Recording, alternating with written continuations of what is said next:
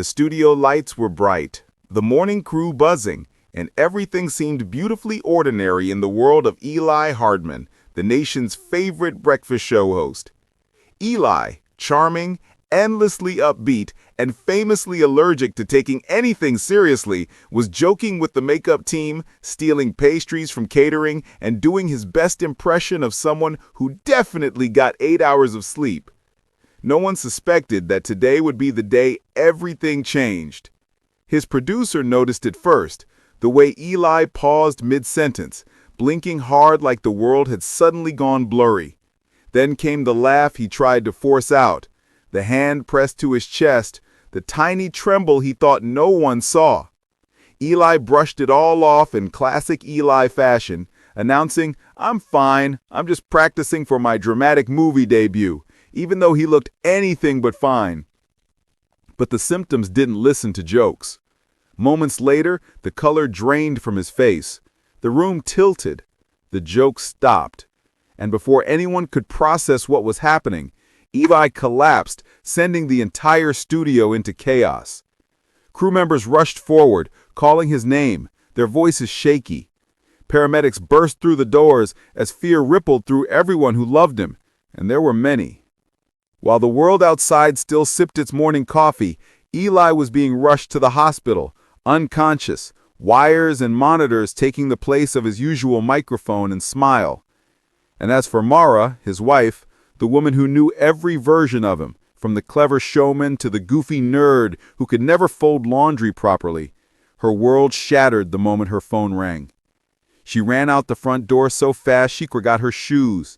She sprinted through the hospital hallway with her heart pounding harder than her footsteps.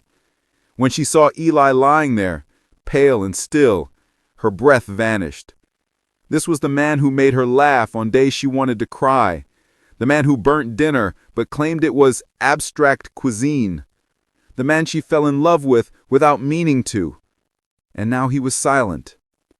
Mara wrapped her fingers around his hand, whispering, "You're not allowed to leave me. Not today. Not ever."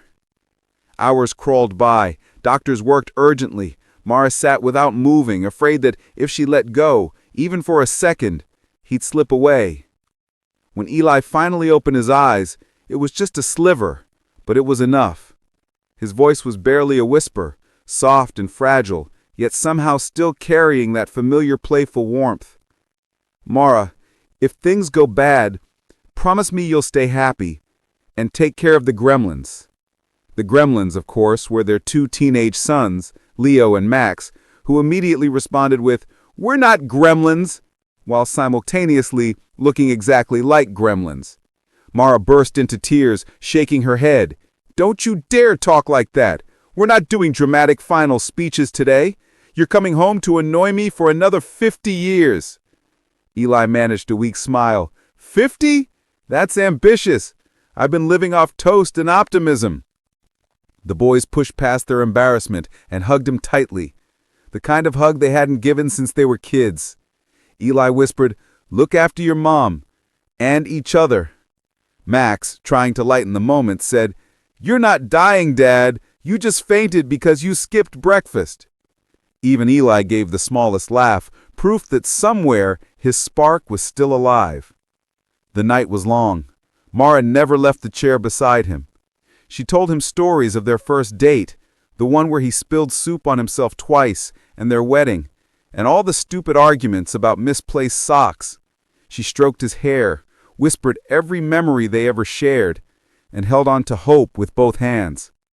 Slowly, signs of improvement began appearing.